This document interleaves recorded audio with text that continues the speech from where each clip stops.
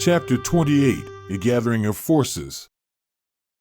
It was late afternoon before Daniels and the others returned once again to the camp, as cheers went up from the others who had been waiting for their return, and then, almost as quickly, the celebrations quickly subsided as everyone realized that Uriah was also now seriously wounded. Sarah, seeing Uriah lying in the back of wagon, immediately ran out from the Daniels barn, where everyone was now sitting down, since spending the last 30 minutes fighting the fires at the Daniels home as well as Elijah and Rebecca's, to greet Caleb as he jumped off the back of the wagon.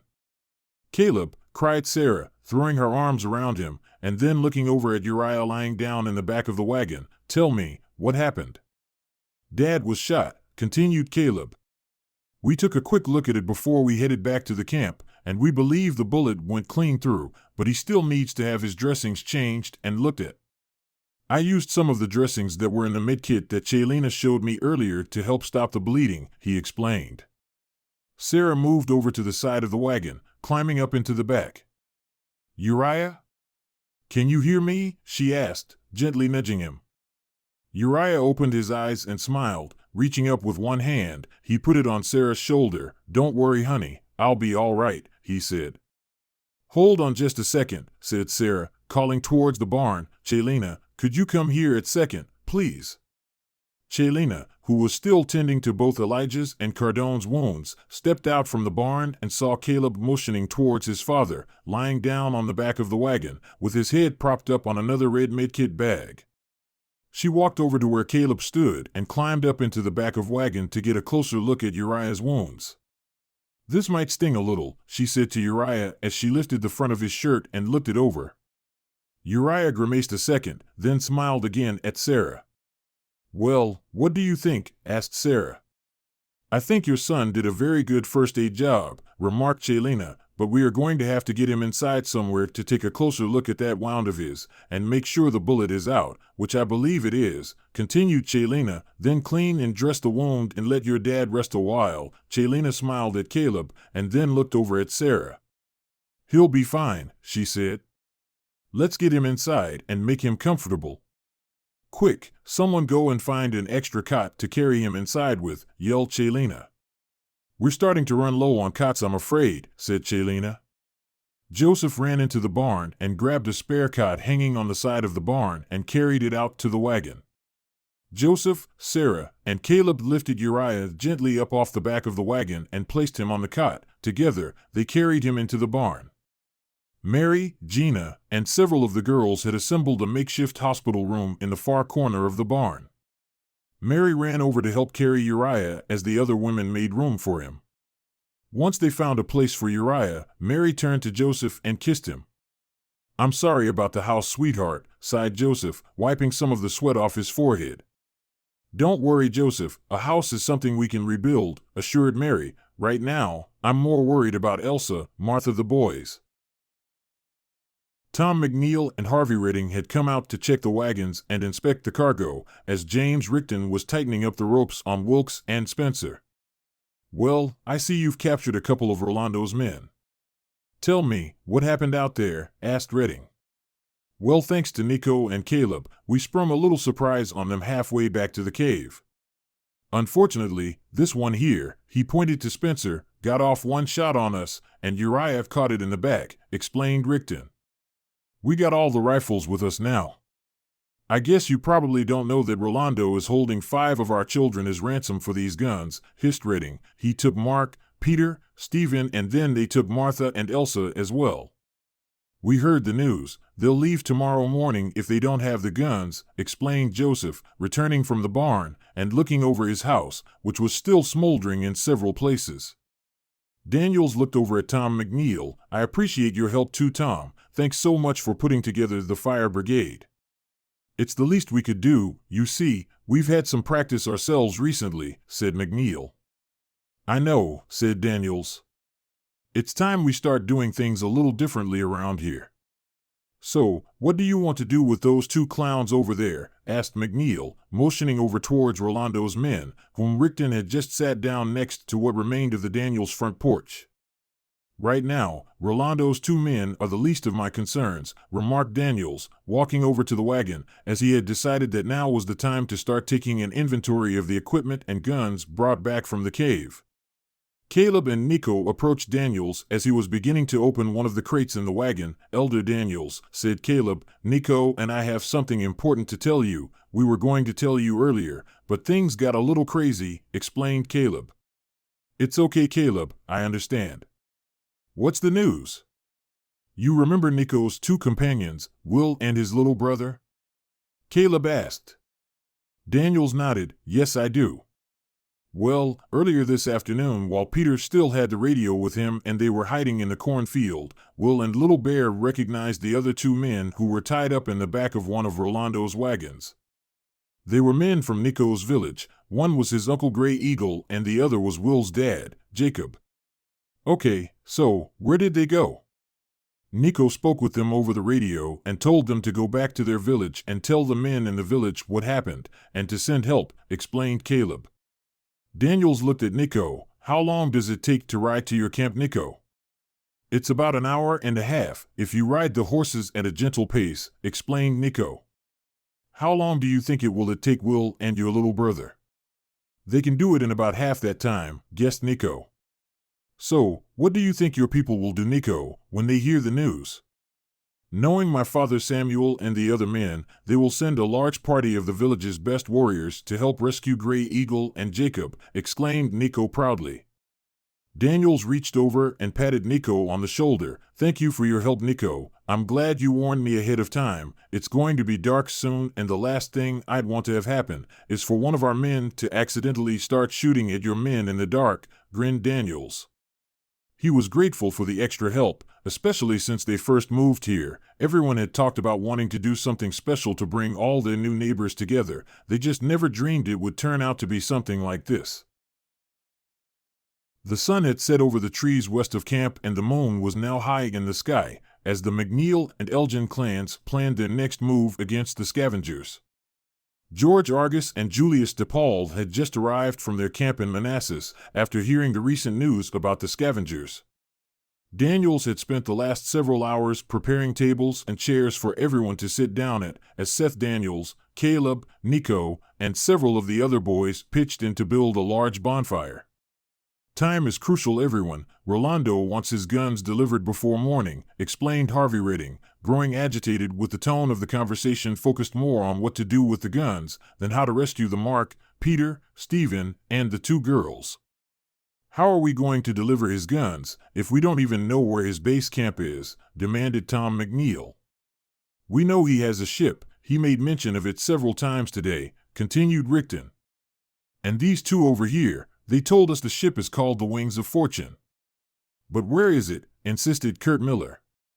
"Does anyone even know if there is a ship, and if so, how do we find it?" The conversations continued amongst all the men for several minutes regarding the best way to rescue the children, find the scavenger camp, and how to distribute the weapons equally for them to protect themselves from any future scavenger attacks. Suddenly, off to the southwest they heard a strange sound.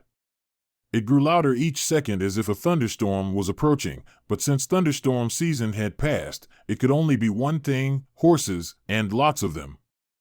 DePaul stood up first. "Do you suppose it's Rolando's men?" Everyone in the camp stood up and began watching the trail to the southwest as they could hear the thunderous sound of riders on horseback approaching in the distance.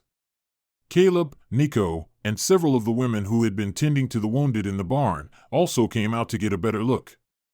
They could see in the distance, silhouetted in the moonlight, a large group of riders approaching. Daniels and the other men were impressed as the riders finally came to a halt between the barn and the cornfield. It was apparent that this was a group of men who were prepared for a fight, as Daniels noticed each of them had their faces meticulously painted in shades of green, brown, yellow, and black, and each of them were carrying large bows, crossbows, and knives. The lead rider then stepped down from his horse first, followed in turn by the others as he turned around and gave instructions to each of them in Cherokee. Nico ran up to the lead rider first. "Father, it's good to see you," shouted Nico. As Samuel finished speaking to his men, he then turned and greeted Nico. Chelina immediately ran over to Nico's father Samuel and began speaking to him and the other men for several minutes in Cherokee. As she turned back to Nico and the others, she switched back to English. "Nico, would you like to introduce your father to Mr. Daniels and the others?" she asked.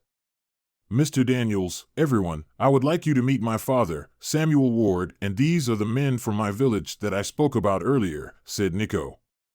It was easy to see the resemblance between the two of them, as Nico was the younger mirror image of his father, with long black hair tied and braided behind his head. Samuel Ward stood nearly 6.5 feet tall and appeared to Daniels to be in his mid to late 30s. Several of the riders looked as if they were perhaps assembled as a team of fathers and sons.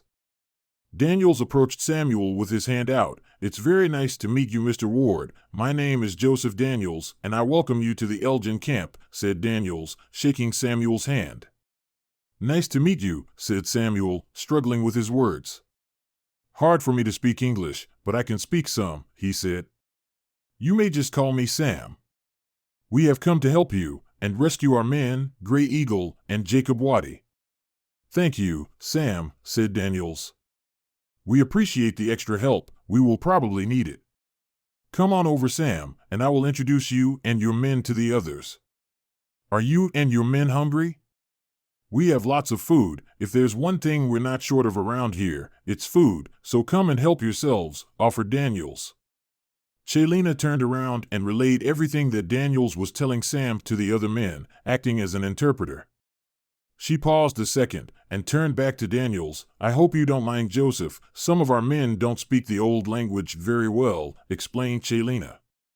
"It's okay, and thanks."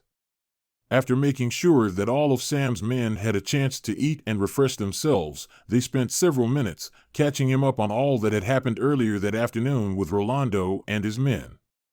The conversation of all the men once more resumed, as it was earlier, with most of the discussion being focused on first finding Rolando's ship, then how to rescue the children. "Having all the men in the world to help isn't going to do us any good," stormed Redding, "if we can't even find their ship. It could take us all night searching up and down the rivers and bays in this area. They could be just about anywhere." "Exactly, and remember," said Rickton, "Rolando said they would be leaving by morning if we don't give them what they want. We need to find this ship of theirs, and the sooner the better." "What about those 2 crewmen of Rolando's, Wilkes and Spencer?" "Make them find the ship for you," insisted McNeil. "They don't know how to find it any more than we do," reminded Daniels. Suddenly, the conversation quieted down as everyone noticed Sarah, Mary, and Chelina walking slowly out of the barn with Rebecca Elgin, who was sobbing uncontrollably. Chelina spoke to Daniels first. "We thought you should know that Elijah passed away just a few moments ago." "I'm afraid his wounds were just too severe," Chelina sighed. Julius DePaul stood up. "Hello, Chelina. My name is Julius DePaul. We just came into camp a little while ago. I'm also a doctor." "Is there anything we can do to help you?" he asked. "It's nice to meet you, Mr. DePaul. I'm afraid there's nothing you can do for Mr. Elgin. The bullet must have passed through some of his vital organs, and there was just too much internal bleeding. As for any help, well, Mr. DePaul, you are welcome to come over and help out in any way you can." "How are our other 2 men doing?" asked Daniels. "Uriah is stable, and Cardones is stable. The 2 of them will be just fine in a couple of days," explained Chelina. "However, listening to you men talk is making me think we'd better start getting prepared for more medical assistance, so Mr. DePaul, you might end up regretting your offer of help before we're done tonight. So, you men go on about your business, and we'll get back to ours," smiled Chelina. "That brings us back to the ship. We need to figure out how to find Rolando and his men, and soon," piped McNeil. Caleb, who had been listening to the conversation, decided it was time to speak up. "I can find the ship for you," bellowed Caleb. Silence fell over the conversation. Daniels walked over towards Caleb. "Caleb, we appreciate your offer, but really, you can't expect us to believe that." Interrupting Daniels, "I can lead you to where the ship is, if you just give me a chance," insisted Caleb. "Because you saw it in a vision of yours," uttered Rickton. "Come on, son, you can't expect us to gather up our forces on a hunch." "Stop," screamed Rebecca. Choking through her tears, she suddenly stopped sobbing as she walked over and stood in directly front of Caleb and then stared him in the eye. "Years ago, you had a vision about my son Nathan, before he was even born, didn't you?" she asked. Caleb quietly nodded. "And then there was the vision you told everyone about years after that, where you saw the children drowning in a large pool of water in the camp, and then a few weeks later, after a rainstorm, a giant sinkhole opened up in the middle of camp, nearly drowning several of the children. You remember that?" Caleb nodded again. "Now you're telling us that you can find Martha, your brother Stephen, and the others, based on a vision you had, am I right?" Caleb nodded. Her expression softened from one of despair into a smile of hope. Rebecca turned to face Daniels. "Joseph, if anyone can find your ship, I believe Caleb can," said Rebecca, continuing without a hint of doubt in her voice. "I want my Martha back," she cried, as she stared into the faces of all the men who had been arguing. "We've lost Elijah already," continued Rebecca, looking back to Daniels. "Please, Joseph, let's not lose any more today," she pleaded. "Go, find them, and bring everyone home." Sarah and Chelina gently took hold of Rebecca's arm to escort her back to the barn, but not before Sarah also turned around to face Daniels, Caleb, and the others. "Months ago, I told Caleb that God gives us dreams for a reason," she continued, turning back to Caleb, then to the others. "Well, Caleb, I think God is trying to tell all of us something right now, and it's time for the rest of you to stop your arguing, stop your doubting, and listen," shouted Sarah. You have been listening to Caleb Elgin, The Rise of the Clans by David E. Farmer. Also available on Amazon Kindle. More chapters coming soon. Thank you for listening. Have a great day. Bye-bye.